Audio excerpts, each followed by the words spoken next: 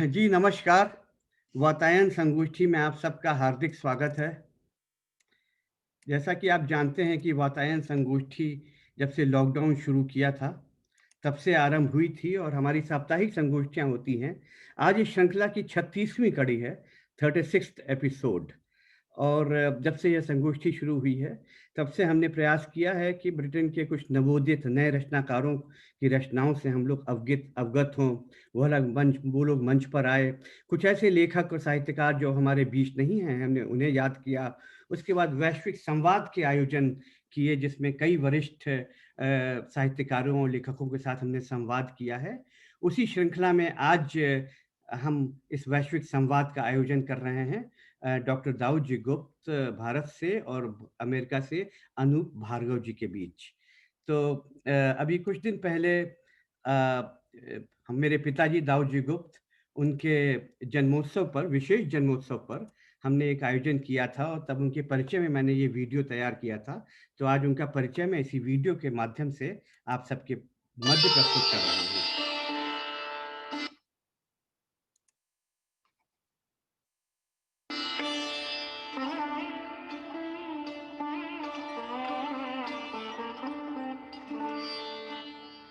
नमस्कार। मैं पद्मेश गुप्त आपसे मुखातिब हो रहा हूं आज अपने पिता डॉक्टर दाऊद जी गुप्त के विशेष जन्मोत्सव पर। पापा जी के लिए पापा जी के जीवन में दो महत्वपूर्ण और उल्लेखनीय पहलू रहे हैं, राजनीति और साहित्य। आज के इस सुअवसर पर मैं पावर पॉइंट प्रेजेंटेशन के माध्यम से पापा जी के इन दोनों पहलुओं का सारांश प्रस्तुत कर रहा हूं। करीब 20 साल पहले मैंने पापा जी के उस समय की समग्र रचित कविताओं पर काम करते हुए अपने संपादन में एक संग्रह तैयार किया था, बहुत हो चुका। उसमें प्रकाशित भूमिका की प्रस्तुति के साथ आज पापा जी के जीवन की कुछ स्मृतियों को साझा कर रहा हूं, मेरे पुत्र पंकज जी को आभार के साथ, जिन्होंने इस कार्य में मुझे टेक्निकल सहयोग प्रदान किया है। इस बहुत हो चुका में मेरी भूमिका, मेरा लेख प्रस्तुत है। मेरे प्रेरणा स्रोत, मेरे प्रेरणा पुरुष। मुझे याद नहीं कि मैंने अपने पिताजी की उंगली पकड़कर चलना कब सीखा, और ना ही मैं कह सकता हूं कि कब उन्होंने मुझे अक्षर ज्ञान कराया। वह लखनऊ के महापौर थे जब मैं केवल 6 वर्ष का था। जिस उम्र में हर लड़के के लिए उसके पिता सुपर हीरो होते हैं, प्रेरणा पुरुष होते हैं। मुझे वह दिन अच्छी तरह से याद है जब वे एक सुबह मुझे जल्दी जल्दी स्कूल ले जा रहे थे, क्योंकि हम कुछ लेट हो गए थे, हालांकि कुछ ही मिनट से। लमा टीनियर कॉलेज में लेट होने वालों पर बहुत सख्ती होती थी, आज भी होती है। उसके principal Shri Kenneth Daniel gate पर ही थे। पापा जी ने लेट होने के लिए श्री डैनियल से क्षमा मांगी और श्री डैनियल ने मुस्कुराते हुए कहा, डॉक्टर गुप्ता, आप शहर के पिता हैं और आपकी बहुत जिम्मेदारियां हैं, इसलिए आज हम पद्मेश को माफ करते हैं। मैं विस्मित हो गया था जब मैं अपनी क्लास में गया।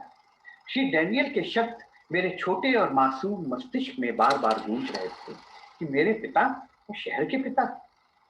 इस वाक्य ने मेरी उन सब नाराजगियों को एक झटके में जैसे दूर कर दिया जो मेरे धुंधले दिमाग में उनके प्रति उभरती रहती थी या दबी हुई थी, जिनका कारण मेरे जीवन के कई हिस्सों में, कई क्षेत्रों में, कई समयों में उनका कुछ समय के लिए अनुपस्थित रहना हुआ करता था। पापा जी के बारे में जो अखबार में छपता था, उसी को देख देख कर मैंने अक्षरों को जोड़ना सीखा। मुझे बहुत अच्छा लगता था जब सवेरे आंख खुलते ही मैं उनका नाम समाचार पत्रों में देखता था। अक्सर पत्रिकाओं में छपने वाली उनकी कविताओं से मैंने पढ़ने का अध्ययन किया, अभ्यास किया। समय समय पर मुझे उनकी कहानियां और भाषण पढ़ने सुनने में बहुत आनंद आता था। कवि सम्मेलनों, कवि गोष्ठियों में उनकी जो कविताएं मैं सुनता, उन्हीं को प्राय गुनगुनाया करता था। पत्र पत्रिकाओं में प्रकाशित उनके लेखों की कटिंग्स इकट्ठा करना मेरी हॉबी सी हो गई थी, और उनकी जो पुस्तकें प्रकाशित होती थी वह मेरी साथी बन जाती, मेरे स्कूल की पुस्तकों के साथ बस्ते में रहा करती थी। मैं उनका सबसे निष्ठावान फैन बन गया था और अब भी हूं। जब मैं 10 वर्ष का हुआ, मेरे सुपर हीरो इमरजेंसी के दिनों में राजनीतिक बंदी के रूप में जेल चले गए थे, और तब उन्होंने कुछ पंक्तियां हम बच्चों को जेल से भेजी, जो मैं प्रस्तुत करता हूं। उनकी यह कविता की पंक्तियां। ओ मेरे बच्चों, पंकज, रत्तू, अनु, तुम अपने पापा को बहुत शक्तिशाली समझते थे ना? सीखियों के पीछे मुझे देखकर यह मत समझना कि मेरी ताकत कम हो गई है। असली ताकत जंजीरों में नहीं, विचारों में हुआ करती है। मुझे जब उनके जेल जाने का संदेश मिला, मेरा दिल बैठने लगा और मुझे आश्चर्य हुआ कि कौन कौन शहर के पिता से भी अधिक ताकतवर हो सकता है। किंतु उनके संदेश ने मेरी चिंताओं और दुविधाओं को शांत किया, जिससे मैं उस तूफान को सह सका जो मेरे अंदर भी था और बाहर। मैं हमेशा उनकी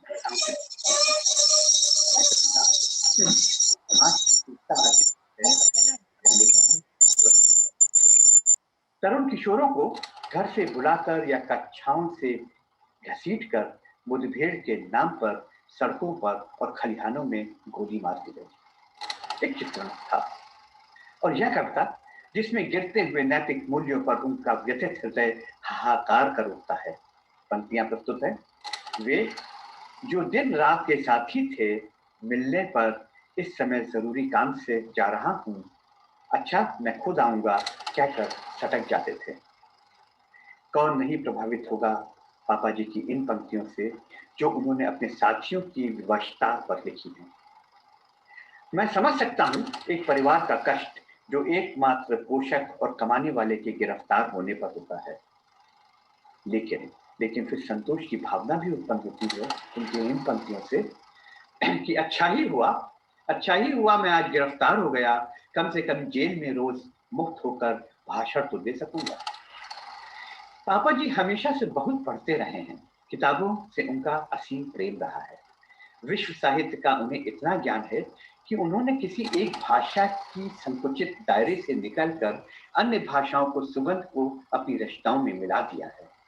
वह उन लोगों में से हैं जो पढ़े हुए सब कुछ को अपने मस्तिष्क के बैंक में जमा कर लेते हैं और फिर उस ज्ञान का मनचाहा उपयोग कर सकते हैं। इस तरह साहित्यकारों के बीच वह एक चलते फिरते एनसाइक्लोपीडिया है। वह बहुत आराम से ऐसी बातों को दोहरा सकते हैं जो वर्षों पहले उन्होंने पढ़ी हैं। उनकी यह पंक्तियां कविता की जो मैं प्रस्तुत करने जा रहा हूं, संभवतः उनके इसी व्यक्तित्व का से उभरती हुई दिखाई देती है। किसी नीतिज्ञ ने कहा है, अंधे और मदहोश दोनों को दिखाई नहीं देता। किसी नीतिज्ञ ने कहा है, अंधे और मदहोश दोनों को दिखाई नहीं देता, ये अंधे भी हैं और मदहोश भी। और फिर अपनी बात को जोरदार शब्दों में कहते हैं, पर यह नहीं जानते कि कोई भी इतिहास पुरुष आज तक अपनी भूमिका पूरी किए बिना नहीं गया है। उनकी रचनाओं ने विश्व की विभिन्न संस्कृतियों और एक दूसरे से भिन्न तौर तरीकों और जनता की भावनाओं को अपने अंदर समेटा है। इसके साथ ही उन्होंने जिस तरह लगातार विश्व भ्रमण किया है, उससे उनके साहित्य में बहुत प्रौढ़ता आई है। इन कविताओं में वह भगवान बुद्ध से प्रार्थना करते हैं कि वे धरती पर प्रकट हों। पंक्तियां हैं। मैं तुम्हें दिखा सकता हूं जॉर्डन नदी, बैरूत, सैगोन और नामप्लेन के तटवर्ती क्षेत्रों में बसे वे लाखों निर्दोष लोग जो एक तो नहीं बीसियों बार उजाड़े और मारे जाकर आजीवन शरणार्थी बन गए हैं। लेकिन पापा जी, लेकिन सामाजिक न्याय के प्रति प्रतिबद्धता और आक्रोश को यह भावना उनके मानवता में सच्चे विश्वास एवं दलित शोषित लोगों के प्रति हमदर्दी से भार सार्वभौम हो जाती है, जिसकी छाया इन पंक्तियों में दिखाई देती है। पंक्तियां हैं। माटी में तुम्हारा रक्त नहीं मिला, तुम्हारे रक्त को माटी मिली है इस देश की, जिससे उगेंगे करोड़ों गुलाब और जो उगते रहेंगे अनंत युगों तक, गुलाबों की परंपरा को अमर बनाने के लिए। अथवा यह पंक्तियां, मैं इस देश का दलित हूं, मेरे लिए आरक्षण है, सुविधाएं हैं। जेल का आरक्षण, मरने पर महापालिका की ट्रक में ढोए जाने और पोस्टमार्टम की सुविधाएं, मैं इस देश का दलित हूं।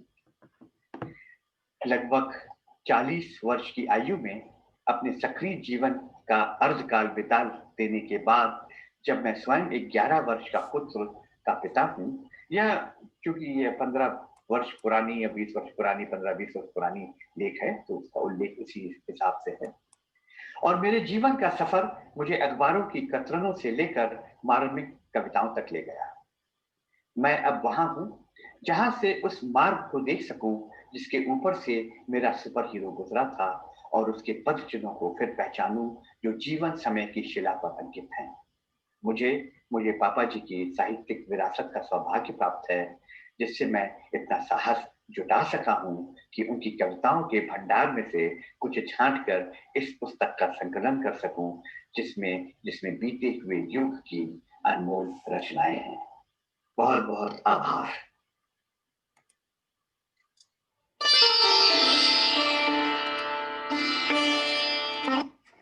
बहुत बहुत धन्यवाद।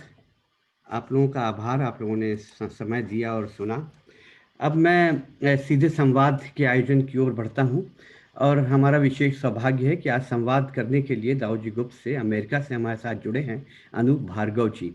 अनूप भार्गव जी इस समय जो अंतर्राष्ट्रीय हिंदी का जो परिप्रेक्ष्य है उसमें एक जाना पहचाना नाम है, और एक बहुत सक्रियतम सेनापति हैं। वो आज जो नेतृत्व कर रहे हैं पूरे विश्व में जो हिंदी की संस्थाएं हैं, और हम लोग सब जो हिंदी से जुड़े हुए हैं हमारे नेटवर्क का। वैसे कंप्यूटर कंसल्टेंट हैं, अमेरिका में हैं अनूप जी, स्वयं एक बहुत सशक्त कवि और लेखक हैं। तो मैं बहुत शुभकामनाओं के साथ अभी मंच सौंपता हूं अनूप भार्गव जी का। अनूप जी, आपका स्वागत है। धन्यवाद पद्मेश जी। दाऊ जी, सबसे पहले मैं आपको प्रणाम करता हूं और वातायन यूके समूह को हृदय से धन्यवाद देता हूं, जिन्होंने शायद आपके सुझाव पर मुझे आज इस बातचीत के लिए चुना। मैं इसके लिए अपने आप को सम्मानित महसूस करता हूं। यदि आज मेरे पिताजी होते तो वो लगभग आपकी ही उम्र के होते। मुझे आपसे पुत्रवत स्नेह प्राप्त हुआ है, ये मेरे लिए बहुत मायने रखता है। आपसे मैं जब भी मिला हूं हमेशा कुछ नया सीखने को मिला है, और मैं समृद्ध हुआ हूं। मैं इसके लिए आपका आभारी हूं। मैं चाहूंगा कि आज की इस बातचीत को हम औपचारिक साक्षात्कार की तरह ना लेकर घर के पिछवाड़े में बैठकर होने वाली एक बिल्कुल अनौपचारिक बातचीत की तरह लें। इसलिए मैंने जानबूझकर इसके लिए कोई विशेष तैयारी नहीं की है। आपसे भी मैंने कोई बात नहीं की है इससे पहले कि हम आज क्या बात करने जा रहे हैं। मैं चाहूंगा कि एक बेहद स्वाभाविक रूप में हम आपके व्यक्तित्व के विभिन्न आयामों को, उसकी अलग अलग परतों को सुनने वाले श्रोताओं तक पहुंचा सकें। तो शुरू करते हैं दाऊ जी, आपके बचपन से शुरू करते हैं। हम सब जानते हैं कि आपका जन्म 1940 में हुआ। हमें थोड़ा सा बताइए उसके बारे में, कहाँ हुआ, बचपन की 2-3 बातें जो आपको अब तक याद हों और जिन्होंने आपके व्यक्तित्व पर एक छाप छोड़ी। अपने गली गलियारों के बारे में बताइए जहां आप बड़े हुए। सुनना चाहेंगे आपको। जी, बहुत बहुत धन्यवाद अनूप जी। और जो आपने प्रश्न किया है, मेरा जन्म लखनऊ में गणेशगंज मोहल्ले में हुआ था जी। और जिस घर में मेरा जन्म हुआ उसे गोपाल जी की हवेली के नाम से जाना जाता था। वो एक ऐतिहासिक स्थल रहा है।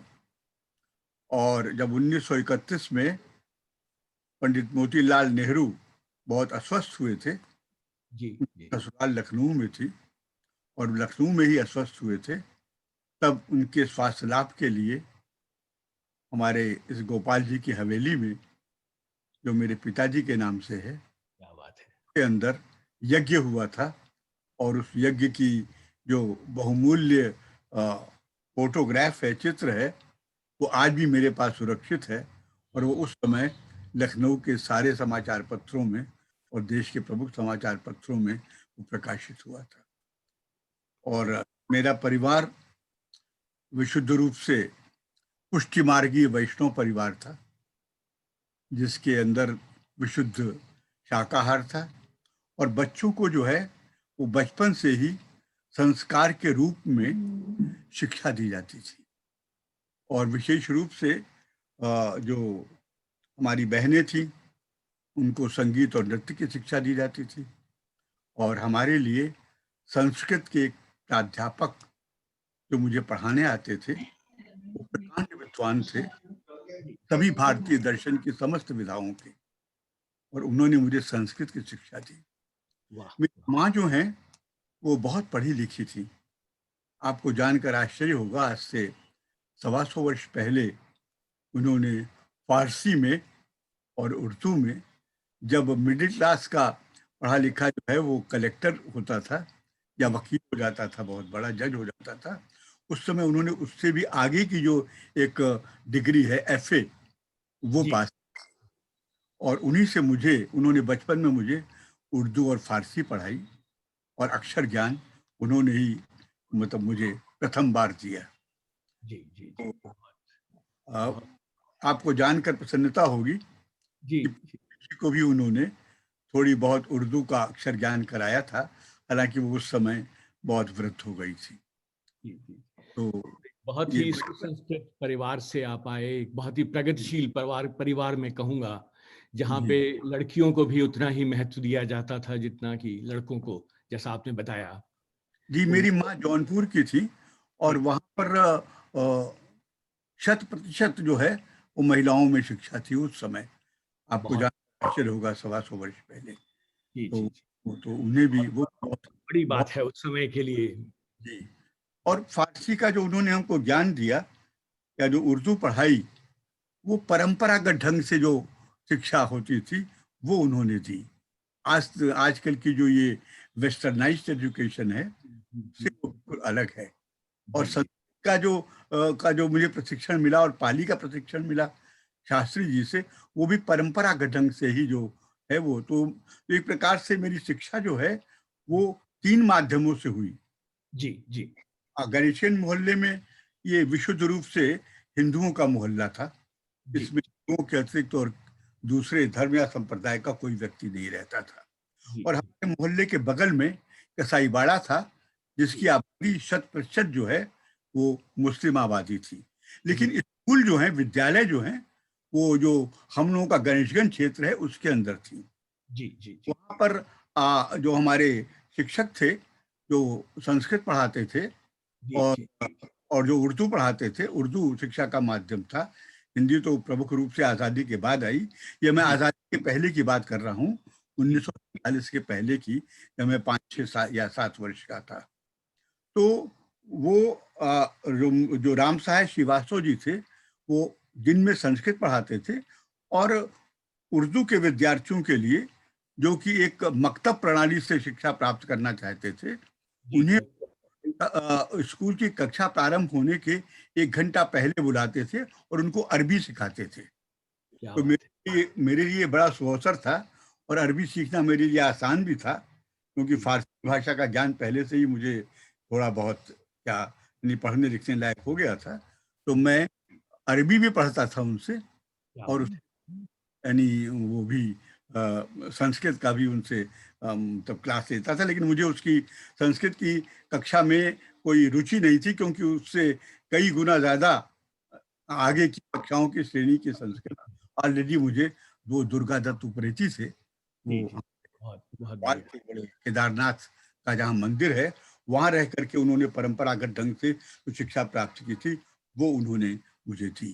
तो इस प्रकार से बचपन में ही जो है वो हिंदी, अंग्रेजी और उर्दू, फारसी, अरबी, संस्कृत, तो इन भाषाओं से मैं हो गया था। और नवे में प्रवेश लिया हमने, 9वीं कक्षा के अंदर, तो वो बॉयज एंग्लो बंगाली स्कूल हमारे से गणेशगंज से बहुत नज़दीक था, तो वहीं हमने प्रवेश लिया। तो वहाँ मुझे बंगला भाषा अपने आप आ गई, क्योंकि वहाँ भी एक बंगला भाषा का जो एक कह लीजिए कि पत्रिका का आपने संपादन किया। वो अनिवार्य थी, वो अनिवार्य थी। तो ये 7-8 भाषाएं जो हैं, ये मुझे अपने छात्र जीवन में ही मुझे सीखने का सुअवसर प्राप्त। आपने बंगला भाषा की पत्रिका का संपादन भी किया, एक बंदनी नाम की पत्रिका हुआ करती थी। वंदना वंदना नाम की पत्रिका थी। वंदना, जी हाँ, जी हाँ, हाँ, जी हाँ। जी। तो मैं जब विश्वविद्यालय में गया तो वहां पर एक बंगाली लिटरेरी एसोसिएशन थी विश्वविद्यालय के स्तर की। जी। तो मैं बहुत चुनाव लड़ता था जब मैं विश्वविद्यालय के अंदर था। जी जी।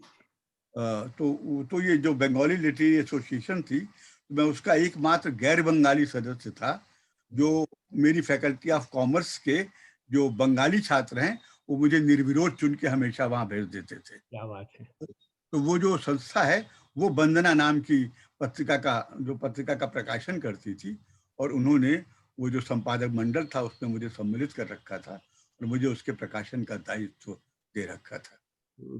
तो चलिए, आपने भाषा की बात की दाऊ जी, तो मेरा ये सोचना है कि मैंने आपकी जो सोच है उसको बहुत व्यापक पाया है और बहुत उदार पाया है। तो मुझे लगता है कि इतनी भाषाएं सीखना, उसका साहित्य का, अलग अलग साहित्य का गहन अध्ययन करना, और जो आपने इतनी विदेश यात्राएं की, शायद उसने आपकी विचार को इतना व्यापक बनाया है, इतना उदार बनाया है, सबके प्रति इतना सहनशील बनाया है। क्या आप ऐसा सोचते हैं कि भाषाओं का ज्ञान और विदेशों में आपका जो भ्रमण रहा, उसने आपके व्यक्तित्व को कुछ इस तरह की एक आकृति दी? वस्तुतः जब मैं 10वीं कक्षा का विद्यार्थी था, तो हमारे विद्यालय में वार्षिक समारोह हुआ। जी। उसमें उस समय के प्रकांडतम विद्वान थे और हमारे लखनऊ विश्वविद्यालय के वाइस चांसलर भी थे। आपने नाम सुना होगा आचार्य नरेंद्र देव का। जी जी जी। तो वो आचार्य नरेंद्र देव जी, उसका वो दीक्षांत उसके समारोह में आए हमारे विद्यालय में, और उन्होंने कहा कि जो व्यक्ति संस्कृत, फारसी और तमिल, ये 3 भाषाएं बोल सकता है, या जिसको इन 3 भाषाओं का ज्ञान है, वो संसार की समस्त भाषाएं उसके मूल उच्चारण के साथ बोल सकता है। तो मुझे बड़ी जिज्ञासा हुई कि मैं भी तमिल भाषा सीखूं, और हमारे यहाँ लखनऊ में एक school of south Indian languages था, जी। जो हमारे राजनीतिक गुरु और उत्तर प्रदेश के 4 बार मुख्यमंत्री रहे चंद्रभान गुप्त जी ने बनाया था। तो मैंने उसके प्राध्यापक से बात करना शुरू कर दिया, और वो ज्वाइन भी किया मैंने कालांतर में, और मैंने वहाँ पर तेलुगु और तमिल, ये 2 भाषाएं सीखी। बहुत बहुत बढ़िया। एक आपसे मैं पूछना चाहूंगा, बचपन की तरफ लौटते हैं। तो कुछ लोग ऐसे होते हैं जो अपने जीवन की छोटी उम्र में ही तय कर लेते हैं कि उन्हें क्या बनना है, और फिर उनकी पूरी ऊर्जा, पूरा ध्यान उसी तरफ लगता है। कुछ लोग ऐसे होते हैं जो one step at A time लेते हैं, और अगले स्टेप का जो लेना है वो पहले स्टेप के परिणाम पे निर्भर करता है। तो आप अपने आप को किस श्रेणी में रखेंगे कि आपने बचपन से ही आपके दिमाग में कुछ बनने का कुछ था, या आपने अपने रास्तों को बदला बीच बीच में परिस्थितियों के अनुसार? देखिए, मैं इस विषय में बहुत ही अपने आप को सौभाग्यशाली मानता हूँ जी। कि डिग्री पाने के बाद मनुष्य को जो है, या व्यक्ति को, या एक नौजवान को जीवन यापन के लिए जो संघर्ष करना पड़ता है, वो संघर्ष मुझे नहीं करना पड़ा। मैं मुक्त था, संपन्न परिवार था, पिताजी का बहुत बड़ा व्यापार था। जी। इसलिए जो है, और कई प्रकार के उनके व्यापार थे, तो इसलिए मुझे ये चिंता नहीं थी कि मुझे क्या करना, आगे क्या करना है। दूर से घर से मुझे इस बात की पूरी सुविधा थी कि हमारे यहाँ मुनीम लोग थे कि मैं जाऊं दुकान पर और या उसमें कार्यालय में, और मुनीम जी से कहूं कि मुझे इतना पैसा चाहिए, तो उन्हें ये पूछने का अधिकार नहीं था कि वो किस लिए चाहिए, मेरे जी। पिताजी का आदेश था, क्योंकि उन्हें मालूम था कि मैं उसको सत्कार्य भी, तो पुस्तकें खरीदने में या कहीं अच्छे जगह यात्रा करने में या किसी की मदद करने के लिए भी, तो वो मुझे मिल जाता था आसानी से और मैं वहीं पे दस्तखत कर देता था और वो ऐसा मुझे मिल जाता था। तो वो जो एक यानी आदमी के अंदर होता है कि मुझे यहाँ काम काज खोजना है, यहाँ नौकरी खोजनी है, यहाँ खोजना है, वो नहीं। और दूसरे जो भाषा सौष्ठव है, हर भाषा का अपना एक अलग, वो सीखने की बड़ी जबरदस्त उत्कंठा थी। जी। और इसीलिए तमाम जो वो धार्मिक ग्रंथ हैं या जो साहित्यिक ग्रंथ हैं, उनका बचपन में ही मुझे अध्ययन करने का एक सुअवसर प्राप्त हुआ। जैसे भाषा सौष्ठव के बारे में मैं कहना चाहूंगा कि उन दिनों मैंने तीनों विधाओं में शिक्षा ग्रहण की, गुरुकुल परंपरा में भी, मक्तब परंपरा में भी, और जो यानी स्कूल और कॉलेज में और विश्वविद्यालय में शिक्षा मिलती है उसके संदर्भ में भी। तो अब जैसे मैं आपको बताता हूं कि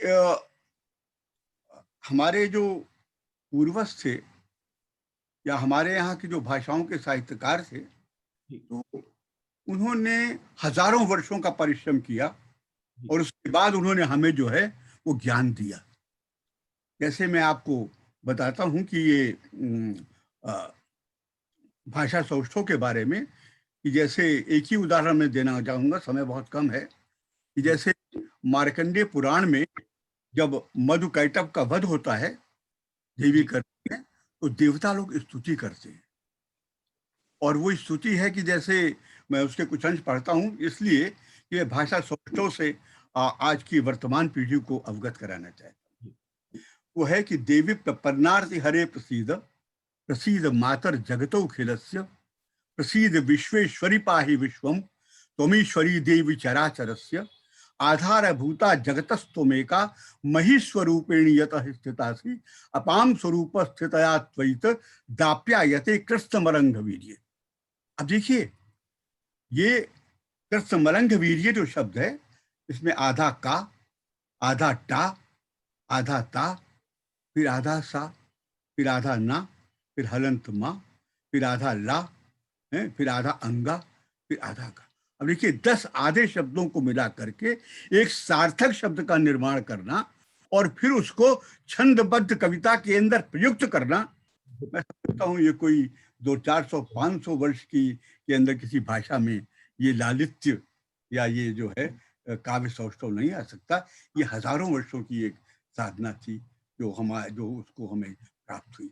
ऐसे जैसे उन्होंने अब ये जो सारे का सारा ज्ञान है, ये सभी भाषाओं में है। और ये तो मुझे फारसी और उर्दू और ये इसके संस्कृत और तमिल के बाद ये मुझे ऐसा महसूस हुआ कि जो हमारा भारतीय वांग्मय है, चाहे वो आस्तिक दर्शन हो, चाहे वो नास्तिक दर्शन हो, और वो सब का सब जो है वो हमारे यहाँ की जो एक ट्रेडिशनल जो एक नॉलेज है हमारी बहुत बड़ी, और जो आध्यात्म से भी जुड़ी हुई है और विचार स्वातंत्र से भी जुड़ी हुई है।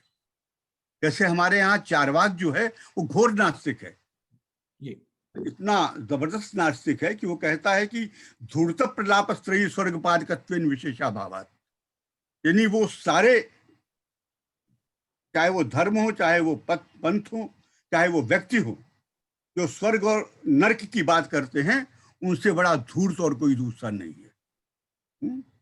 और वो सिर्फ लोगों को मूर्ख बनाने के लिए उन्होंने स्वर्ग और नरक की परिकल्पना से लोगों को डरा रखा है या लोगों को प्रलोभित कर सकता है। लेकिन हमने उस चारवाक को भी महर्षि की उपाधि से जो है वो हमने उसको यानी अलंकृत किया, उसको सम्मानित किया। ये हमारी भारतीय संस्कृति की विशेषता है जी, कि अपने से अलग विचारधारा को भी उतना ही सम्मान देना, उतनी ही जगह देना शायद अच्छा, हमारी संस्कृति में जी, संभव है। हाँ। अब जैसे मैं बताना चाहता हूँ कि जैसे हमारे यहाँ बौद्ध धर्म है, तो ये नास्तिक उसके अंदर आता है, जैन बौद्ध और चारवाक के नास्तिक विचारधारा में है। लेकिन जो अब इनके अंदर जो शास्त्री जी ने मुझे बताया, पढ़ाया बचपन में, बाद में मैं बौद्ध मंदिर से भी जुड़ा और वहाँ भी मैंने तमाम ग्रंथों का अध्ययन किया। तो अब 84,000 स्कंद हैं उसके अंदर। अब 84,000 स्कंद हैं और उसके बाद शास्त्री जी ने मुझसे कहा, जैसे उसमें ये सुत्त पिटक, विनय पिटक और अभिधम्म पिटक, त्रिपिटक हैं। अब त्रिपिटक के अंदर जो है, जो ये आपका सुत्त पिटक है, उसके अंदर 5 निकाय हैं, दीघ निकाय, मध्यम निकाय, संयुक्त निकाय, अंगुत्तर निकाय और खुद्दक निकाय। अब खुद्दक निकाय के अंदर जो ये 15 वो ग्रंथ हैं, उसमें एक ग्रंथ है धम्मपद।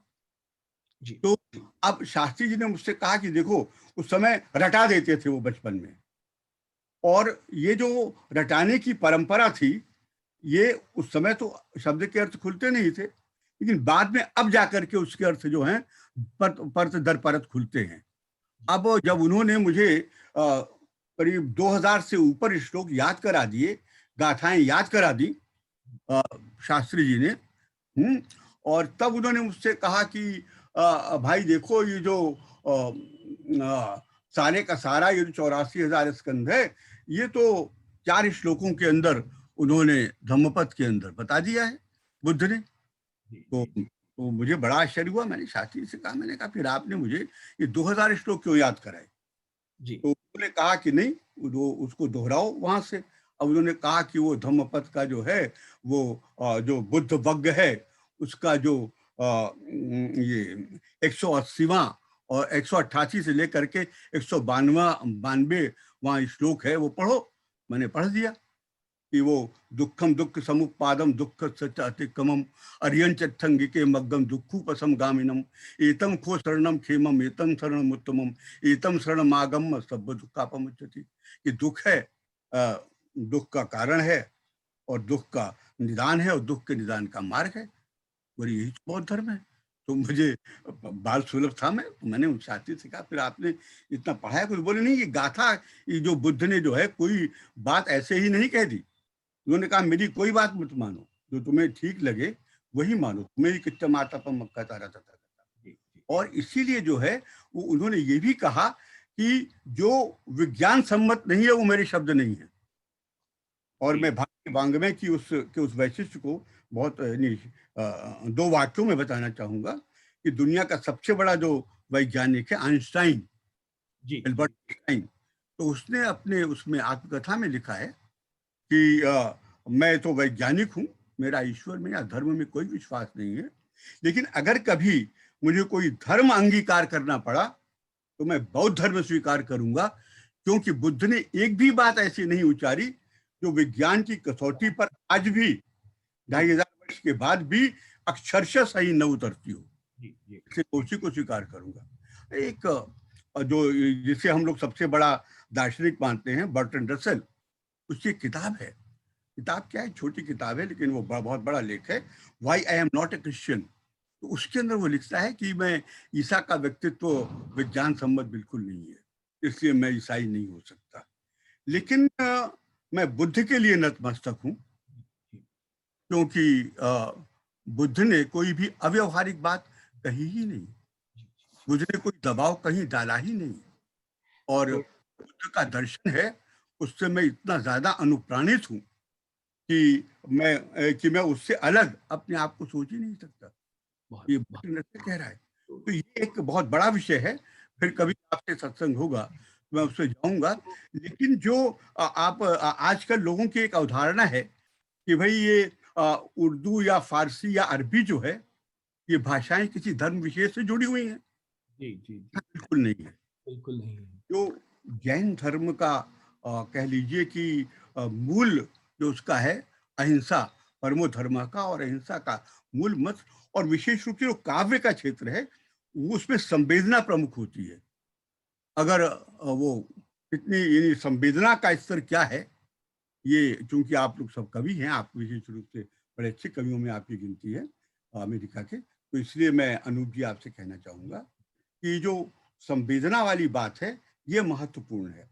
और ये 2 चीजें हैं बड़ी महत्वपूर्ण कविता के और काव्य के क्षेत्र में, जिसको मैं फारसी से जोड़कर मैं कहना चाहूंगा कि फारसी में जैसे मेरी माँ ने मुझे ज़ेबुन्निसा पढ़ाया, तो अब उसमें आप देखिए कि एक एक मैं उस लंबे प्रसंग में नहीं जाऊंगा, लेकिन उससे एक लिखा है कि बर मजारे माँ गरीबा ने चिरागे ने गुले ने परे परवाना सोजब ने सदाए बुलबुले।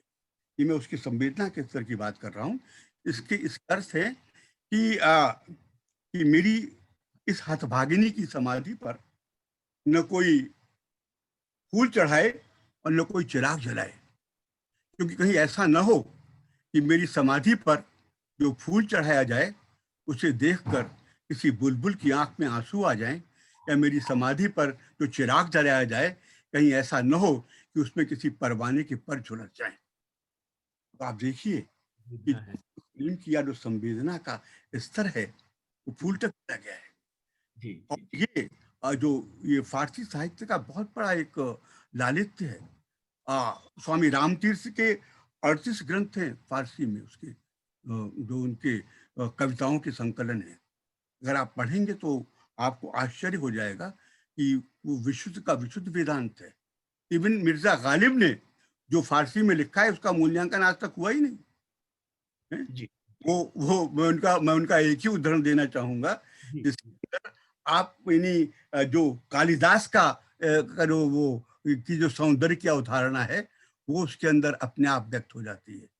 जैसे वो कहते हैं गुलजुदा नाशुदा अरे शाख बदा माने मनस, कि जो शाख से न टूटा हुआ फूल है वो जो है वो मेरी गोद में और मेरे हृदय में विराजमान है, और उसकी सुगंधी जो है और उसका सौंदर्य मुझे आप्लावित किए हुए। अब यही बात कालिदास कहते हैं नल दमयंती में। हालांकि ये बात वो ये इसको उम्र से लोग साहित्य को जोड़ते हैं, ऐसा बिल्कुल नहीं है। ये साहित्य में आयु कहीं नहीं आ जाती।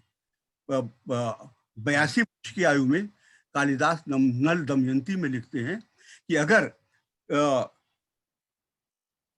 दमयंती ने अपने सौंदर्य का सहस्त्रांश भी चंद्रमा को दे दिया होता तो चंद्रमा अखिल ब्रह्मांड में अद्वितीय सौंदर्य का एकाकी प्रतीक होता।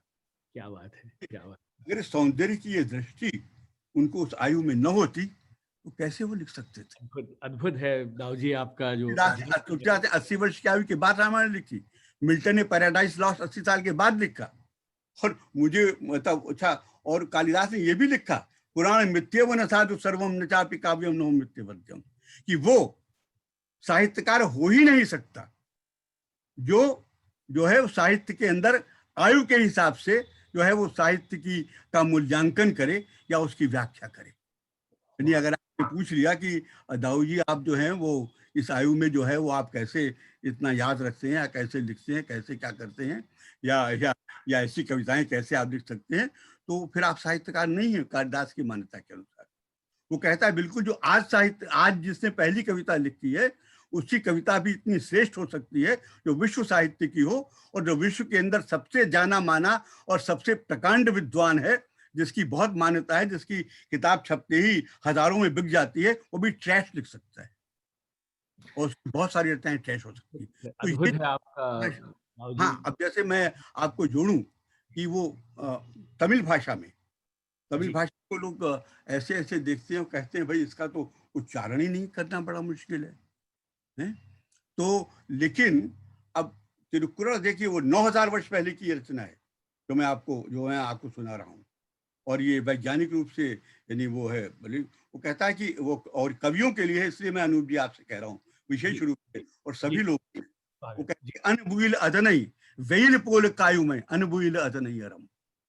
यानी अगर जो है आपके पास प्रकांड विद्वत्ता है और बड़ा ज्ञान है आपके पास, बहुत आपने अध्ययन कर रखा है, लेकिन अगर आपके अंदर जो है वो एक कीड़े मकोड़े के अंदर जो यानी जो स्तर का जीव है उसके प्रति प्रेम की और आत्मभाव की संवेदना नहीं है, तो आपका वो ज्ञान जो है जो यानी हड्डी विहीन जो जीव होते हैं जैसे केंचुए वगैरह, और वो धूप में खंखड़ हो जाते हैं, तो आपका वो ज्ञान खंखड़ ज्ञान है, वो ज्ञान है ही नहीं अगर आपके अंदर मानव के प्रति या जीव के प्रति संवेदना नहीं है। तो ये बचपन में जो है ये चीजें जो हमारे मतलब जो हमने सीखी लोगों से या विभिन्न भाषाओं के माध्यम से, तो हमें सीखने का सुअवसर प्राप्त हुआ। तो उसने हमारे जो काव्य के का जो चिंतन है या हमारे लेखन का जो चिंतन है, उसको उसने एक बहुत बड़ा आयाम दिया, एक विश्वव्यापी दर्शन दिया और उसको संकुचन की या संकुचित होने की सारी सीमाओं से बाहर निकाल दिया। अब जब मैं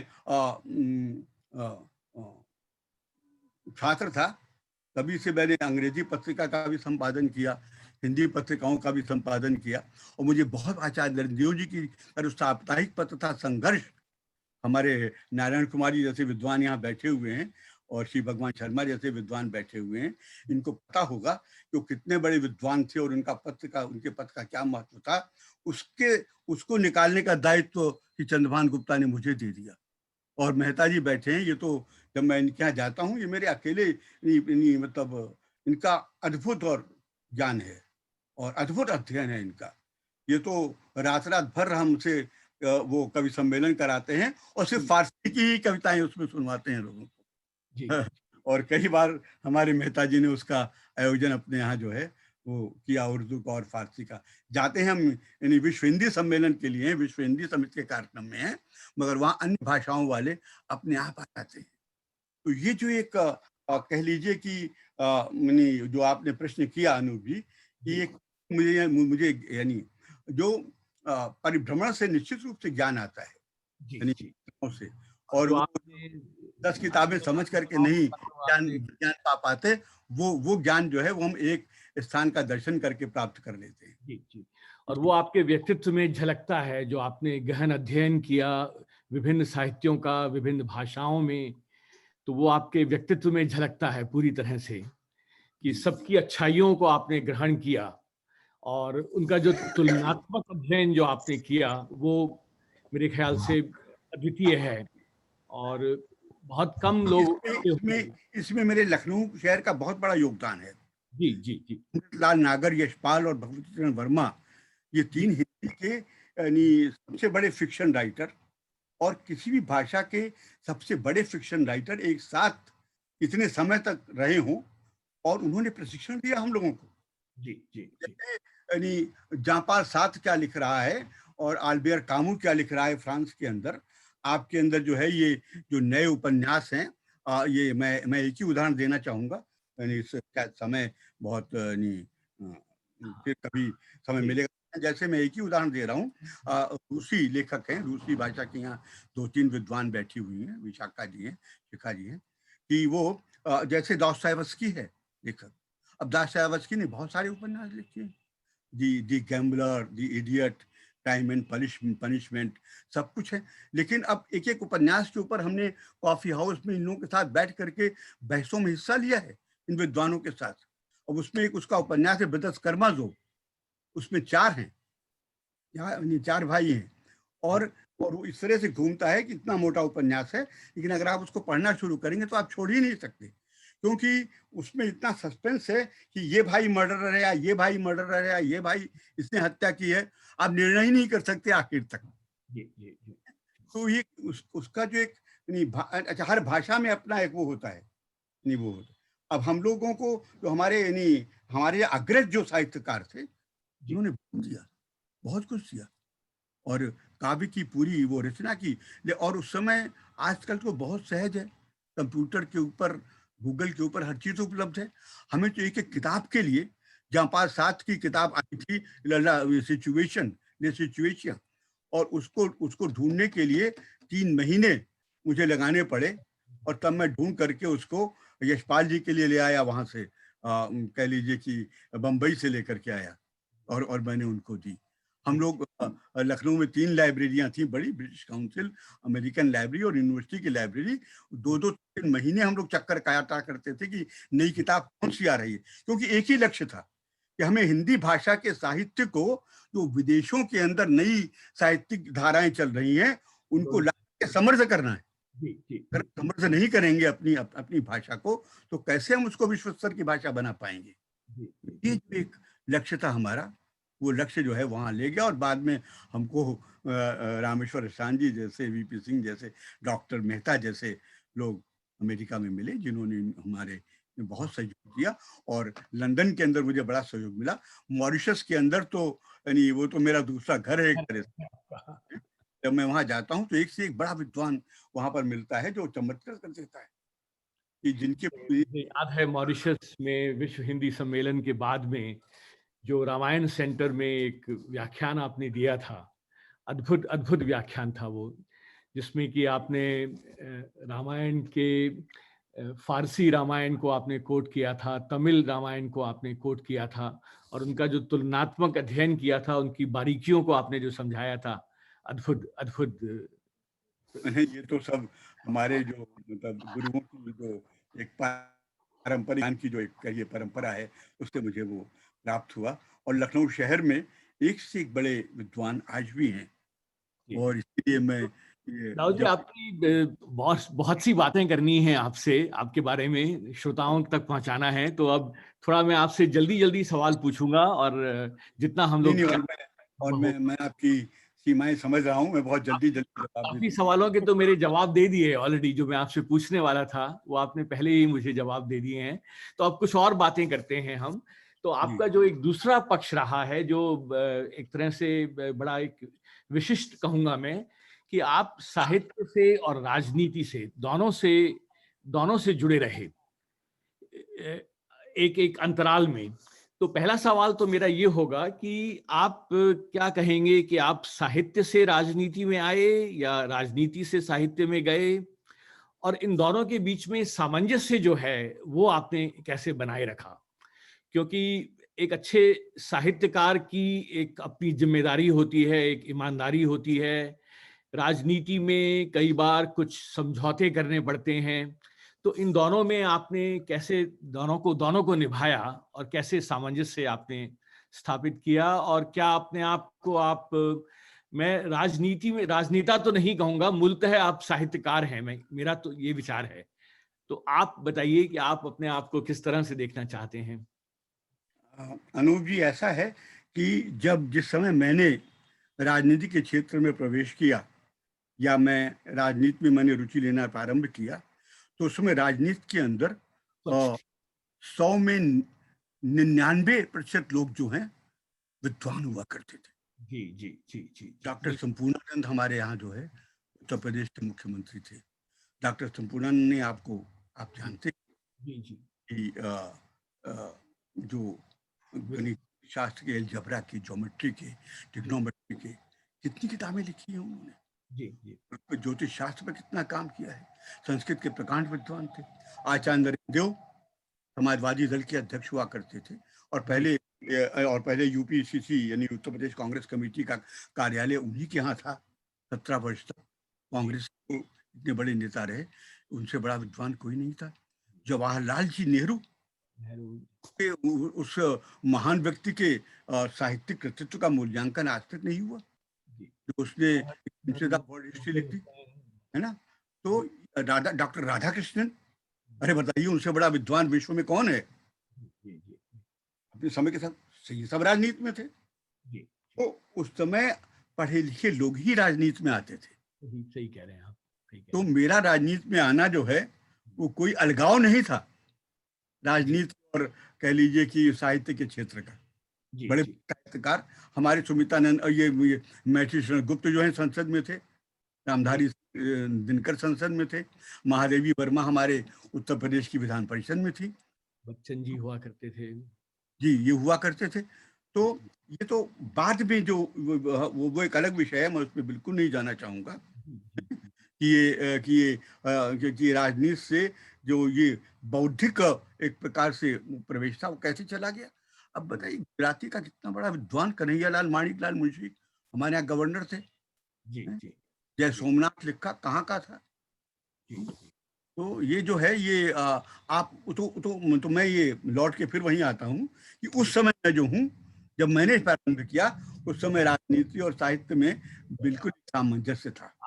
मुझे याद है आपके मेयर बनने पर अज्ञेय जी ने दिनमान में लिखा था आपके बारे में।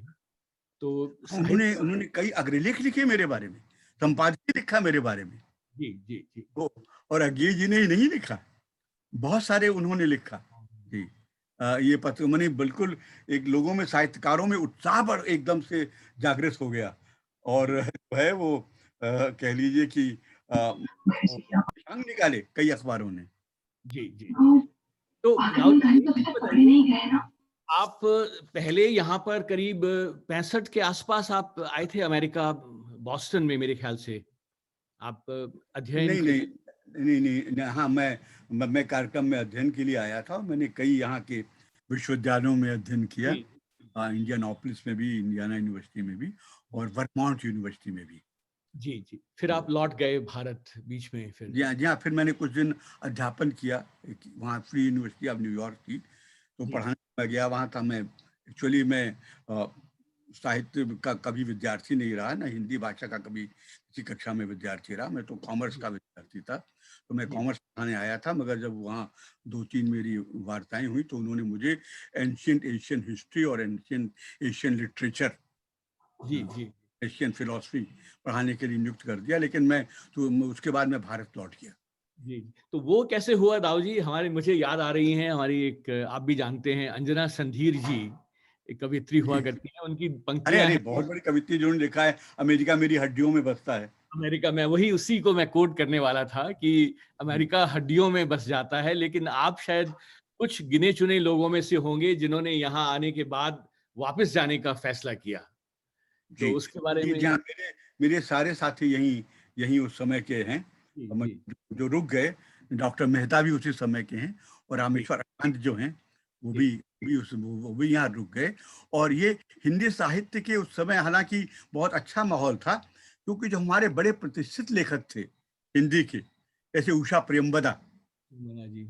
ने जी किम निल्सन से शादी कर ली, यहाँ गई। सोमा वीरा वो ये यहाँ, उषा गुलाब। प्रियंवदा जी हैं, आज उपस्थित हैं उषा प्रियंवदा जी इस प्रोग्राम में आपके। अरे वाह वाह वाह वाह वाह वाह, बताइए किम। वो वो तो कम हमारे कम दिखाई कॉलेज की देती पढ़ी है, हुई है, लेकिन हाँ। वो हमारे आईटी कॉलेज की पढ़ी हुई है। जी, जी जी लखनऊ की ही है उषा प्रियंवदा जी।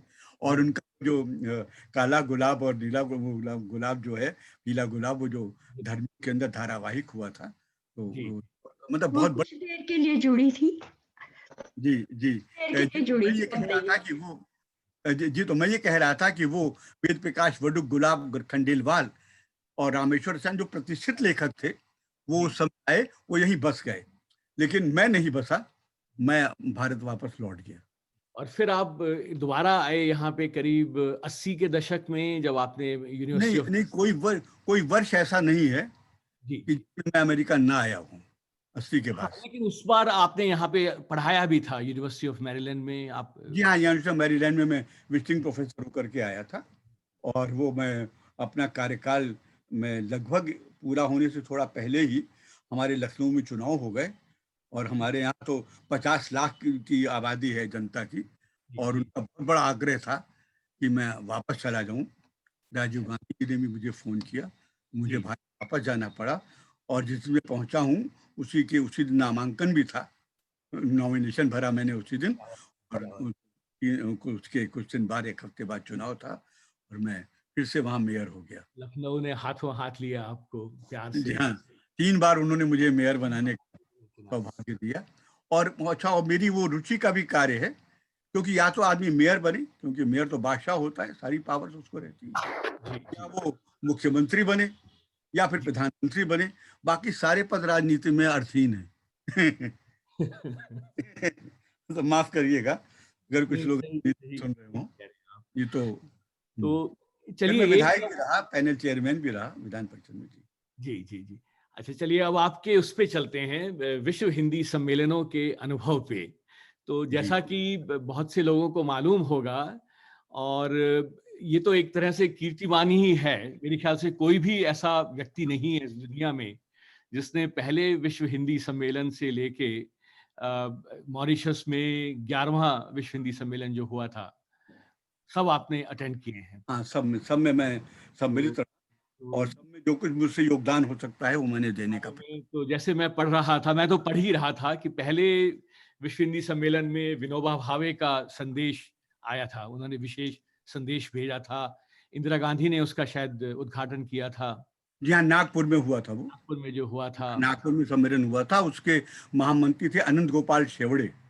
जी जी, वर्धा से जो जी हाँ, जो उसके संपादक थे नागपुर टाइम्स के। जी जी जी जी जी जी जी। और और उसमें शिवसागर राम गुलाम जी भी गए थे। सागर राम गुलाम जी आए थे। जी उन्होंने जी वहाँ पे भोजपुरी में भाषण दिया था, और वहीं पहली बार मेरी अभिमन्यु अनस से मुलाकात हुई थी। जी जी। अच्छा अच्छा अच्छा अच्छा। और यूनाइटेड नेशंस में हिंदी को मान्यता मिले, ये प्रस्ताव मेरा ही वहाँ था, जो सर्वसम्मति से पारित हुआ था। क्या बात है, क्या बात है। और तीसरे विश्व हिंदी सम्मेलन का अगर आपको याद हो तो महादेवी वर्मा जी उसमें थी शायद, दिल्ली में जो हुआ था। जी हाँ, जी हाँ, महादेवी वर्मा थी। महादेवी वर्मा जी को बड़ी आप अव्यवस्था हो गई थी। जी, वो नाराज हो गई थी। फिर उन्होंने एक दूसरा समानांतर विश्व हिंदी सम्मेलन मेरी अध्यक्षता में करा दिया था। अच्छा अच्छा अच्छा वो उसका जो है वो कई समाचार पत्रों ने पूरा विवरण छापा है। जी अच्छा। उनका एक वो तो बहुत कोट किया जाता है, थोड़े गुस्से में ही उन्होंने कहा था तीसरे विश्व हिंदी सम्मेलन में कि भारत के सरकारी कार्यालयों में हिंदी के कामकाज की स्थिति उस रथ जैसी है जिसमें घोड़े आगे की बजाय पीछे जोत दिए गए हों। महादेवी जी वर्मा ने कहा था ये बात। जी जी तो वो नाराजगी उनकी दिख रही थी उसमें। अनूप जी, जी अनूप जी क्षमा कीजिएगा, मुझे थोड़ा सा 2 मिनट का व्यवधान, जी जी व्यवधान नहीं कहूंगा, जी इंटरव्यू कर रहा हूँ कि हमारे जो यहाँ पे भारतीय मूल के मेंबर ऑफ पार्लियामेंट हैं वीरेंद्र शर्मा जी, उनका आग्रह आया है कि उनको किसी और मीटिंग में पहले जाना है, तो वो 1 मिनट अपना संदेश देना चाहते हैं, तो फिर उसके बाद यू कैन कंटिन्यू।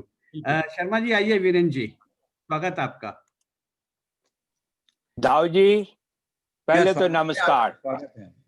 जी, और आप याद होगा कि आप एक जमाने में हौसलों में जो है मैं मेरी आपको थी। खाबरा जी थे वहां पर उस समय सांसद, ठीक ये प्यारा सिंह खाबरा थे। और ठीक वो ठीक मुझे याद है, और मैं पद्मेश आपसे जी मिला। ने भी मुझे याद दिला दिया था जी जी हमारी मुलाकात का। मैं माफी चाहता हूँ। आज कुछ ऐसे हालात हैं कि मैं एक दूसरी साइड पे खुद चेयर कर रहा हूँ इवेंट को। वो है elimination of violence against women. तो उसके लिए लेकिन मैं पद्मेश जी के, दिव्या जी के पिछले इंस्पिरेशन से बतायन के साथ जुड़ा हूं।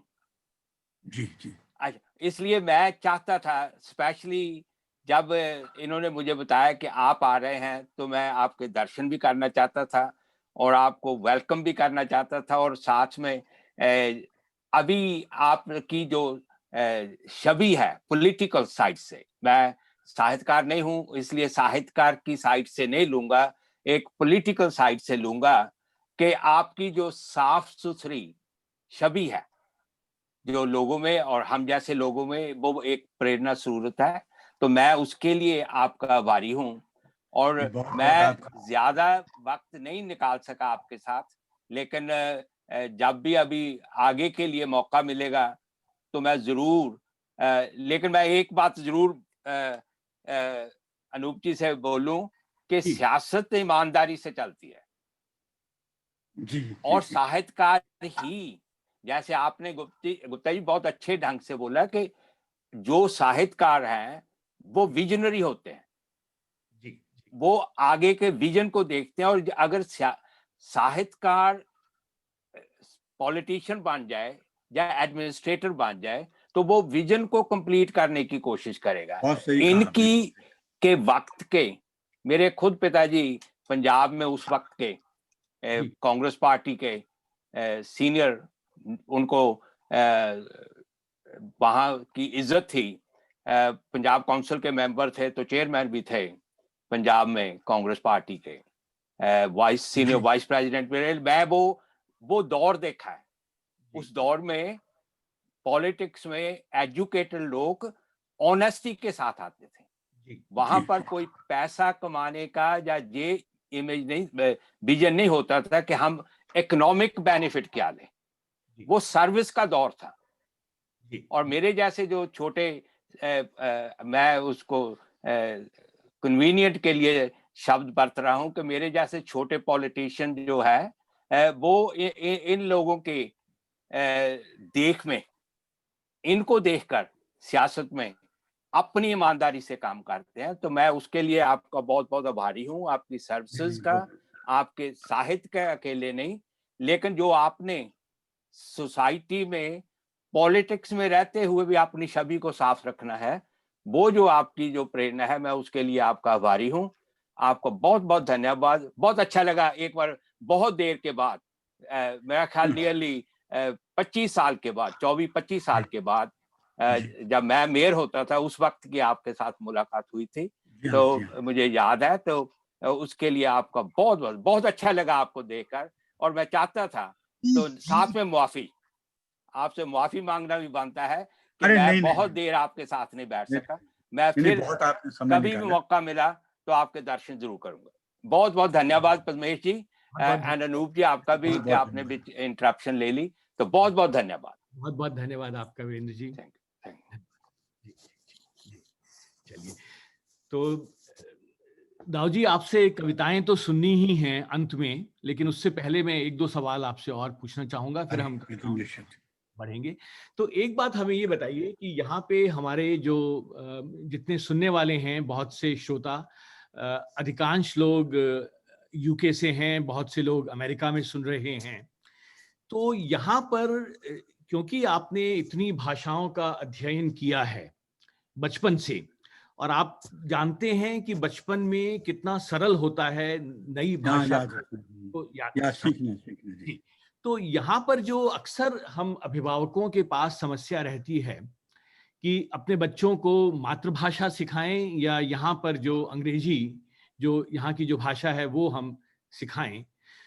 तो वो उसके कुछ प्रैक्टिकल, आप हमें कुछ व्यावहारिक सुझाव दीजिए कि वो बहुत से केसेस में नहीं हो पाता है दोनों भाषाओं को के साथ में प्रेम रखना, दोनों भाषाओं को सीखना। तो उसके बारे में कुछ आप व्यावहारिक सुझाव अगर दे सकें। जी, एक वाक्य में मैं जो अभी उन्होंने कहा है माननीय सांसद जी ने, शर्मा जी ने, तो मैं आपको स्पष्ट कर दूं कि मैंने इसीलिए 1998 में कहा था कि अब मैं सक्रिय राजनीति में, यानी चुनाव की सक्रिय राजनीति से अलग हो रहा हूं और मैं अगली शताब्दी में कोई चुनाव नहीं लड़ूंगा। तो इसीलिए जब भी मेरे यहाँ चुनाव होने वाला होता है तो मैं आपके यहाँ चला आता हूँ या पद्मेश के यहाँ चला जाता हूँ। सही निर्णय लिया आपने। मैंने कहा था अगली शताब्दी में मैं कोई चुनाव नहीं लड़ूंगा। तो मैं स्पष्ट कर दूं कि मैं और मेरा किसी दल विशेष से भी कोई इस समय सीधा संबंध नहीं है, मैं किसी का सदस्य नहीं हूँ। जी, आपने जो ये प्रश्न किया, तो मैं आपको उत्तर भारतीयों के लिए विशेष रूप से ये लागू होता है, मैं एक सुझाव देना चाहूंगा। जी, जो आपने कई भाषाओं का जिक्र किया है, आप देखिए कि बंगला भाषा का जैसे व्यक्ति है, बंगाली व्यक्ति है, वो अपने घर में बच्चों से बंगाली ही बोलेगा। और आपने ये अनुभव किया होगा, चाहे वो बांग्लादेश का हो, चाहे वो अमेरिका में रहने वाला हो, चाहे वो यूके में रहने वाला हो, या भारत में रहने वाला हो, या बर्मा में रहने वाला हो, रोहिंग्या हो, ये आपस में तो अपनी मातृभाषा में ही बात करेंगे। वो धर्म की बाउंड्रीज को भी क्रॉस कर जाती है कि वो मुसलमान हो, हिंदू हो, लेकिन अगर धर्म नहीं। और देखिए, ये एक सामान्य सी बात है। देखिए, धर्म की भाषा हो सकती है, भाषा का कोई धर्म नहीं होता, भाषा तो सार्वजनीन है। तो वो उसी भाषा में बात करेंगे, तो उनकी संस्कृति भी सुरक्षित है और उनकी भाषा भी उनके घर में सुरक्षित है। यही बात तमिल लोगों के साथ है।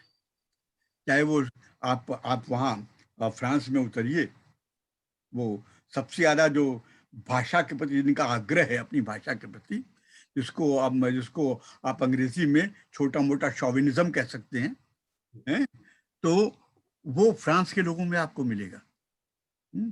वो अंग्रेजी जानते भी हो तब भी नहीं बोलेंगे आपसे। और अगर फ्रेंच आती है तो दाऊजी गुप्ता से वहाँ लोग कोका कोला, अगर हम डाइट कोक पीते हैं तो वो पैसा भी नहीं लेते, कहते अरे मेरी भाषा बोल रहे हैं। तो ये है। तो वहाँ भी आप जब उतरिए गार द नॉर में, हर सारी ट्रेनें गार द नॉर उतरती हैं पेरिस बाहर की, तो उतरते ही बाईं तरफ पौंडीचेरी के तमिल लोगों की एक बाजार है, उनकी बहुत बड़ी बस्ती है। आप वहाँ जाइए आज भी आपको ऐसे तमाम लोग मिल जाएंगे कि जिनके बच्चे जो हैं वो जब स्कूल जाते हैं तब फ्रेंच सीखते हैं। फ्रांस में पैदा हुए हैं, उनके बाप भी फ्रांस में पैदा हुए हैं, बाबा भी फ्रांस में पैदा हुए हैं, लेकिन वो घर में तमिल ही बोलते हैं। आप चले जाइए, अरे आप तो अमेरिका में न मालूम कितनी बार गए होंगे, मियामी गए होंगे, कैलिफोर्निया गए होंगे, या आपके ह्यूस्टन गए होंगे। आप देखिए 80% लोग अंग्रेजी नहीं जानते, वो अपनी उसी स्पेनिश भाषा में ही बात करते हैं, घर में भी स्पेनिश भाषा में बात करते हैं। तो ये जो समस्या बताई, ये सिर्फ उत्तर भारतीयों के साथ है कि वो अपने बच्चों से अंग्रेजी में ही बात करते हैं, चाहे उनकी माँ को अंग्रेजी बोलना ना आता हो, उनको खुद अच्छी अंग्रेजी ना आती हो। आप खुद जो है वो बच्चे जो अमेरिका में स्लैंग बोलते हैं, वो आप नहीं समझ सकते उनकी भाषा। मैं इतने दिन रहने के बाद भी पूरी अच्छी तरह से समझते तो होंगे, मगर तो ये अगर हम ये नियम बना लें और हम लोगों के अंदर ये बात पहुंचा दें कि कल्चर जो है वो सबसे इंपॉर्टेंट है, संस्कृति जो है, और भाषा सबसे इंपॉर्टेंट है, तो अपने लोगों को आ जाएगी, अपने आप उर्दू लोगों को आ जाएगी।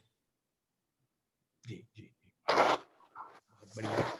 तो पद्मेश जी, अब हम समय है या कविताओं की तरफ बढ़ें? कविताओं की तरफ आ जाएं तो अच्छा है। कविताओं की तरफ आ जाते हैं।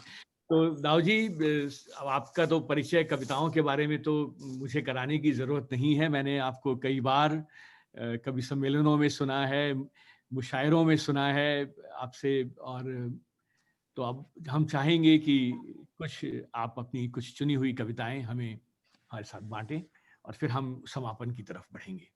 ये आपने तो मेरा परिचय देते समय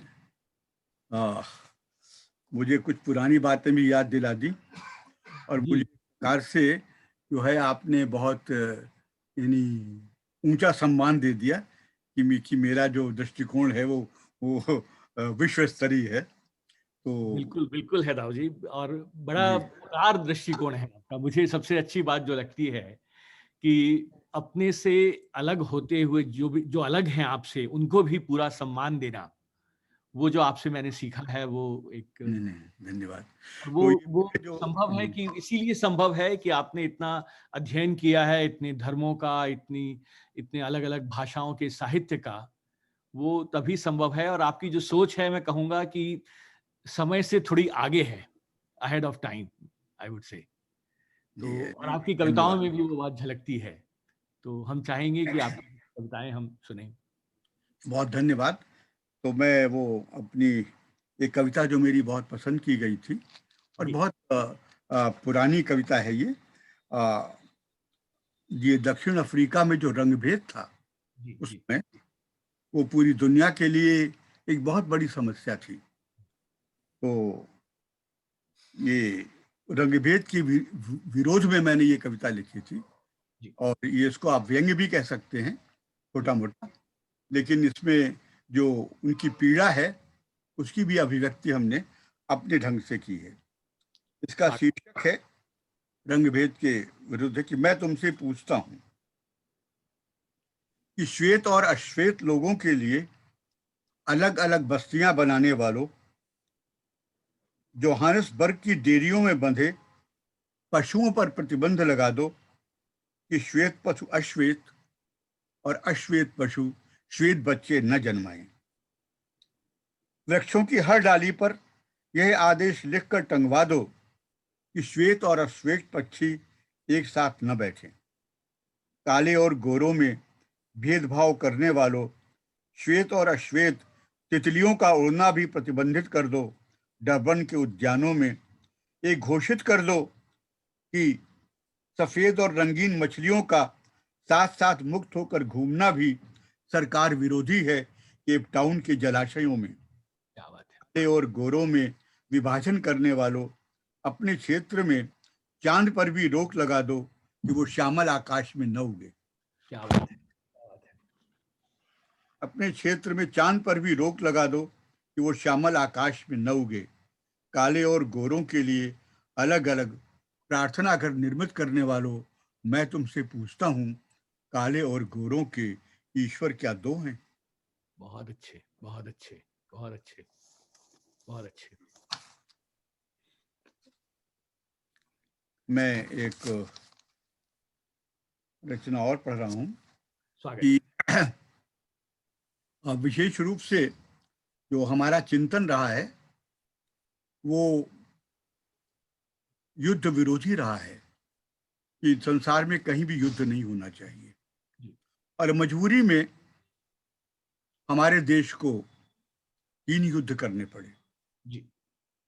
जो दूसरा युद्ध हुआ 1965 का, हिंदुस्तान और पाकिस्तान का, जी। तो उस समय जो कुछ ऐसी घटनाएं घटी कि जिन्होंने मुझे आकर्षित किया, तो मैंने उनका जिक्र इस कविता में किया है।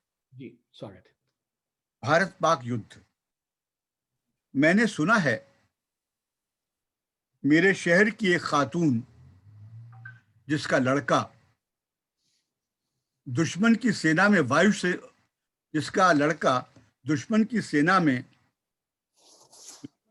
सेना में अफसर है, कह रही थी कि इस जंग ने उसका यह हक छीन लिया कि वो खुदा से यह मन्नत मांग सके कि वो उसके बेटे को उम्र दराज करे।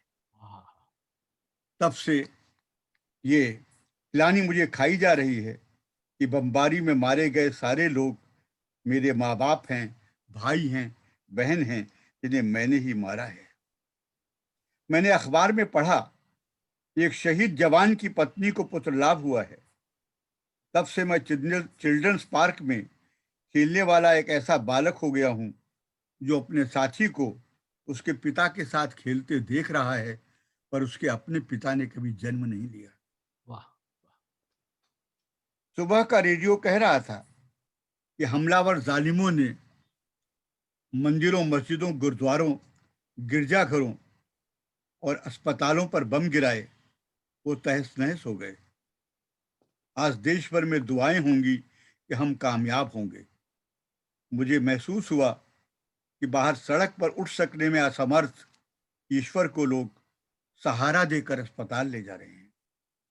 मुझ में साहस नहीं रह गया है कि मैं अखबार पढ़ सकूं, रेडियो सुन सकूं, या दुनिया में कहीं भी युद्ध के लिए दिया गया हर नारा मुझ फूस पर एक मशाल की तरह गिरता है जो मुझे धड़का देता है। मेरा व्यक्तित्व, मेरी आत्मा दोनों हर घर के बाहर खुदी खाई में समा गए हैं और हर पार्क में मेरा ठूंठ परेड करता है। क्या बात है, बहुत अच्छा।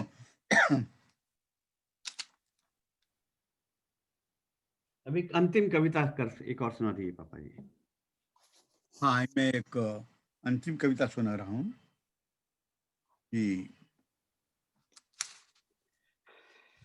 ये जो गरीब लोग हैं, ये उनके लिए है, उनकी स्थिति को व्यक्त करने के लिए लिखी गई है। इसका शीर्षक है दूसरों के लिए। आकाश के कंधों पर सर टिकाए सलोना सा बचपन शुरू हुआ। ममता भरी आंखें रंभा उठी। बेबसी का खूंटा तोड़ाने हेतु कूदने लगा नन्हा सा बछड़ा, सहलाने को जिसे बेचैन थी खुशियां। कुछ बोध हुआ उसका जन्मजात हक मेरी आंखों के आगे रोज चिंता रहा दूसरों के लिए। मुझे भूसा मिला, सिर्फ भूसा, जिंदा रहने को, ताकि मेरी आड़ में लोग ढरकाते रहें वो सब जो मेरा है। तरुणाई की गंध मेरी त्वचा से जब लिपटने को हुई, उसे चाबुकों से चीर दिया गया ताकि मैं ढल सकूं वैसा जैसा दूसरे मुझे चाहते हैं, अनादिकाल से दलितों की तरह। क्या बात है, क्या बात है। बहुत बहुत अच्छे दाऊ जी। और अब हम समापन की तरफ बढ़ रहे हैं। मैं इससे पहले कि पद्मेश जी को सौंपूं धन्यवाद के लिए, मैं एक बात जो आपके बारे में कहना चाहूँगा दाऊ जी, कि आप में इतनी विद्वता होते हुए भी मैंने आपको कई बार देखा है कि आप ऐसे व्यक्ति से बात कर रहे हैं जो आपसे बहुत कम जानता है, और मैं अपना स्वयं का उदाहरण दूंगा। लेकिन आपने दूसरे व्यक्ति की बात को जितने मन से आप सुनते हैं, वो मुझे एक तरह से विस्मित सी करती है कि आप में जो एक सीखने की ललक है वो अद्भुत है। और आपकी इतनी विद्वता, इतनी बड़ी उम्र के बावजूद, और पूरे सम्मान के साथ मैं ये बात कह रहा हूँ, एक एक जो बच्चे के समान जो एक ललक दिखाई देती है, आपकी आंखों में जो चमक सी दिखाई देती है नया सीखने की, वो एक तरह से एक अनुकरणीय है। और यहाँ पर मैंने पहले भी आपको कहा था, मेरे प्रिय शायर हैं जोधपुर के शीनकाफ निज़ाम साहब, उनकी जो 2 पंक्तियों के साथ मैं यहाँ समापन करना चाहूँगा।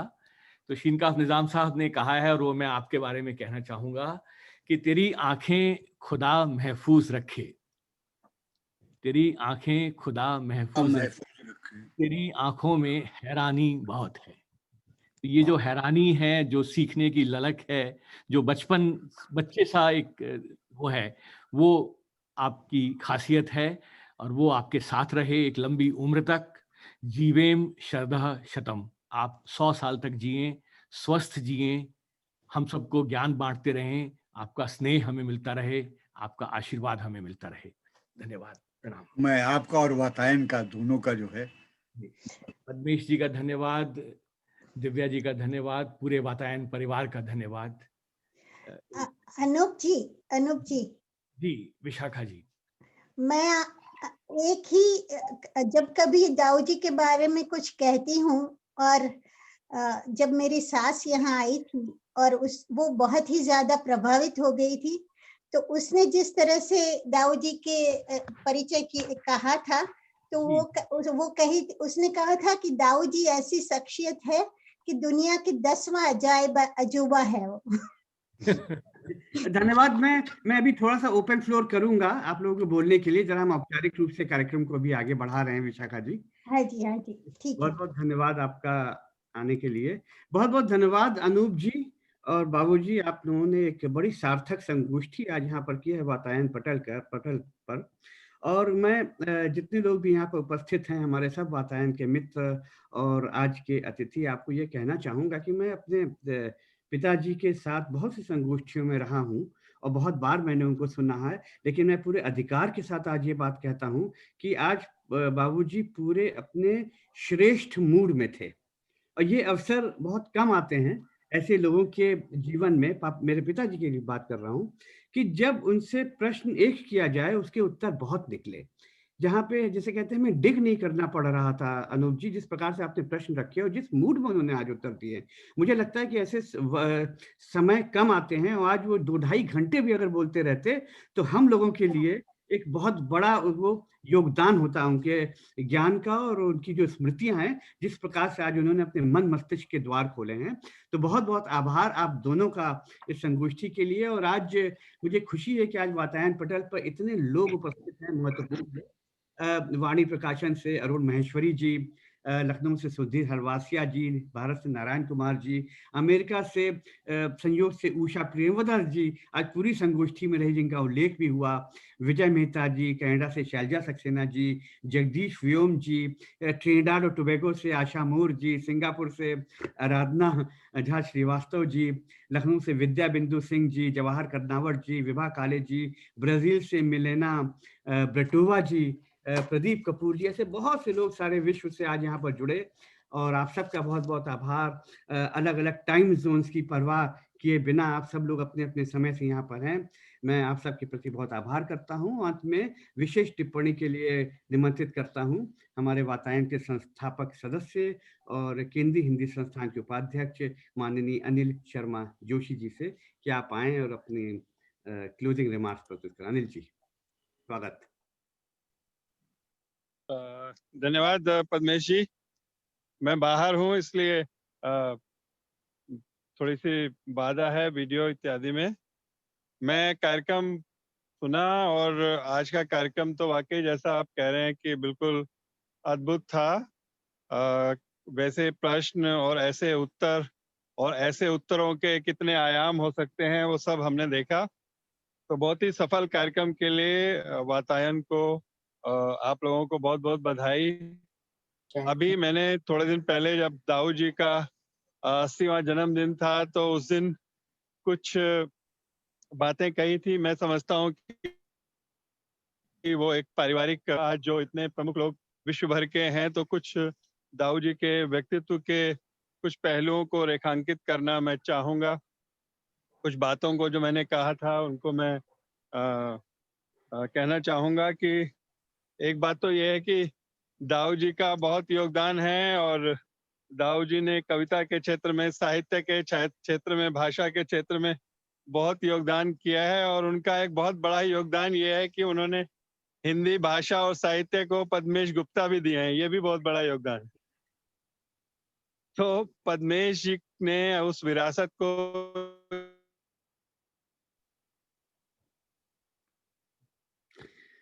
अनिल जी के तार टूट रहे हैं। जिस विरासत को उनको, आवाज आ रही है मेरी? जी हाँ, जी हाँ, आगे वापस आ गए। मैंने कहा जिस वैश्विक पटल पर जिस तरह का एक बड़ा हस्ताक्षर दाऊ जी थे, उसी परंपरा का निर्वाह पद्मेश जी ने किया। तो इसलिए इस दृष्टि से भी मैं पिता और पुत्र दोनों का ही अभिनंदन करता हूँ। अनूप जी ने सही कहा कि जब हम हिंदी की वैश्विकता की बात करते हैं तो बहुत ही महत्वपूर्ण व्यक्तित्व हैं। यहाँ पर नारायण जी भी हैं इस कार्यक्रम में। तो ऐसे लोगों ने, नारायण जी उसको मेरी बात का वो भी है कि जिस तरह से पहले सम्मेलन से लेकर आज तक निरंतरता के साथ वैश्विक स्तर पर हिंदी को आगे ले जाने का काम दाऊ जी ने किया, जिस प्राणपण से, जिस समर्पण के साथ। और दाऊ जी कभी सरकारी मतलब प्रतिनिधि मंडलों में नहीं रहे, वो अपने ही शक्ति से जो है, और इस आयु में भी हर विश्व हिंदी सम्मेलन में गए वहां। तो ये बहुत ही बड़ी बात है। और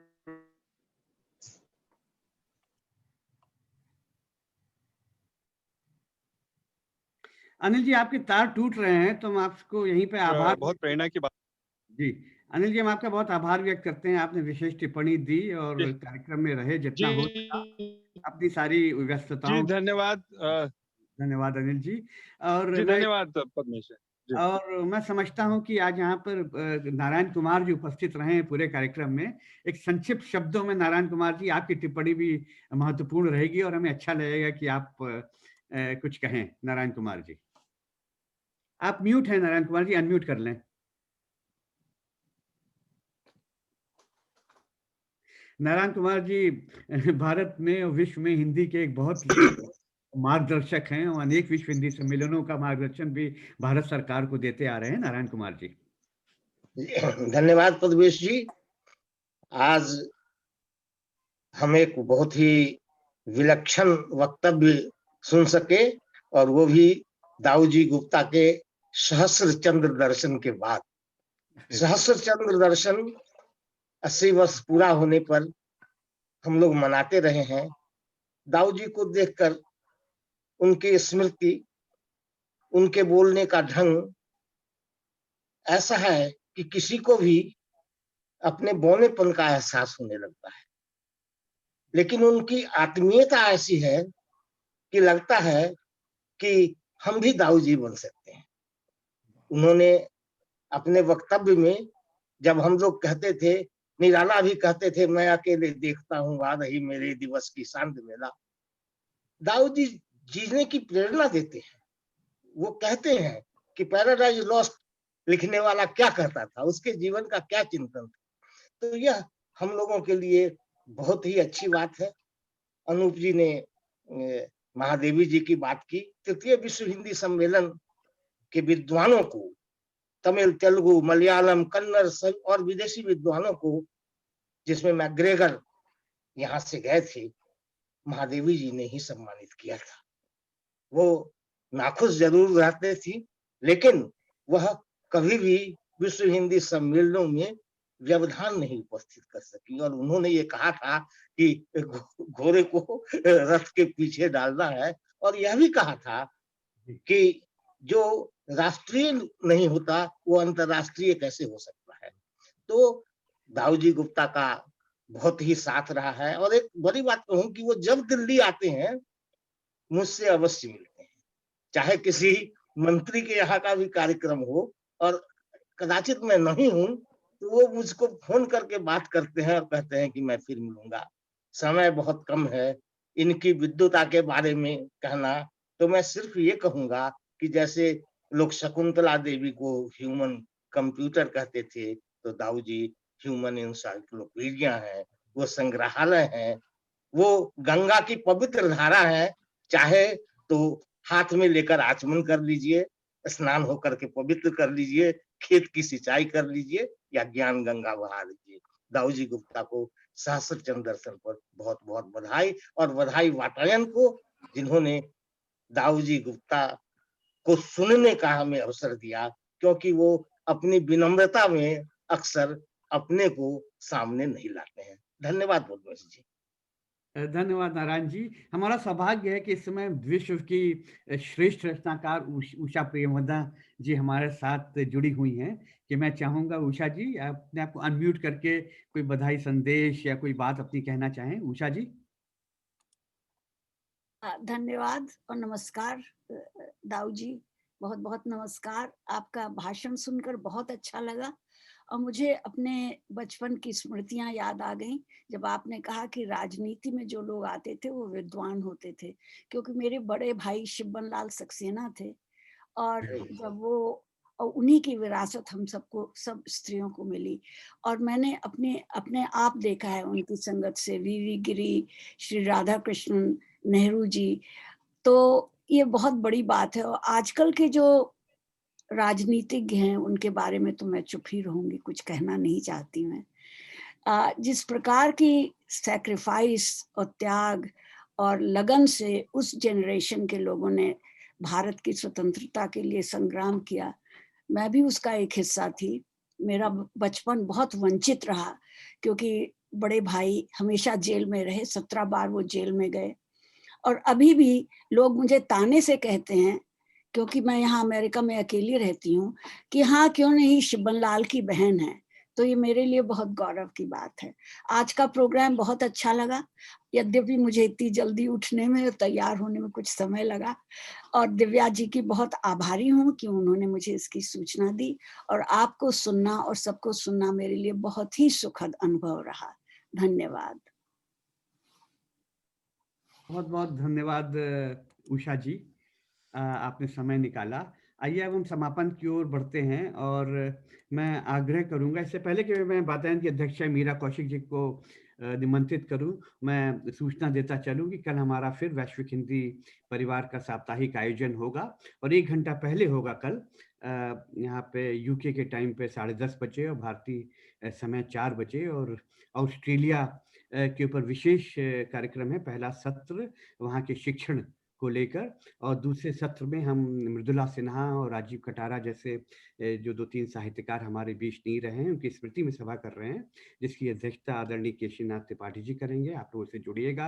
और अगले शनिवार को यही 3 बजे वातायन का हमारा साप्ताहिक कार्यक्रम होगा, जिसमें हम लोगों ने एक प्रतियोगिता की थी बाल कविताओं पर, और उसमें उन कविताओं के पुरस्कारों की घोषणा होगी, और कुछ बड़े वरिष्ठ साहित्यकार जो बाल साहित्यकार हैं वो हम लोगों से जुड़ेंगे।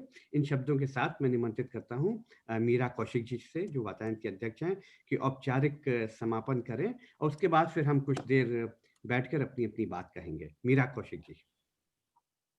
जी पद्मेश जी, बहुत धन्यवाद।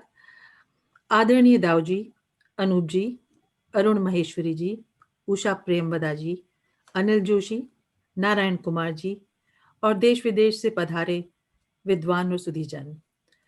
आज की वैश्विक गोष्ठी में श्रद्धेय दाऊ जी को देख और सुनकर वातायन के सदस्य धन्य हुए, और मुझे औपचारिक रूप में आभार प्रदान करने का अवसर दे मुझे भी धन्य किया। प्रेरणा पुरुष, लखनऊ के महापौर, शहर के पिता, विचारशील हिंदी भाषा के विलक्षण संरक्षक, सर्जक, ह्यूमन इंसाइक्लोपीडिया दाऊ जी, आपके व्यक्तित्व के विभिन्न आयामों को और उनकी परतों को खोलकर आपके बचपन के गलियारों में घुमाते हुए हमने आपके पैतृक संस्कारगत जीवन का दर्शन किया। आपके साहित्यिक राजनीतिक पड़ावों को देखते आपका प्रगतिशील सुसंस्कृत बहुभाषाविद व्यक्तित्व हमें अभिभूत कर गया।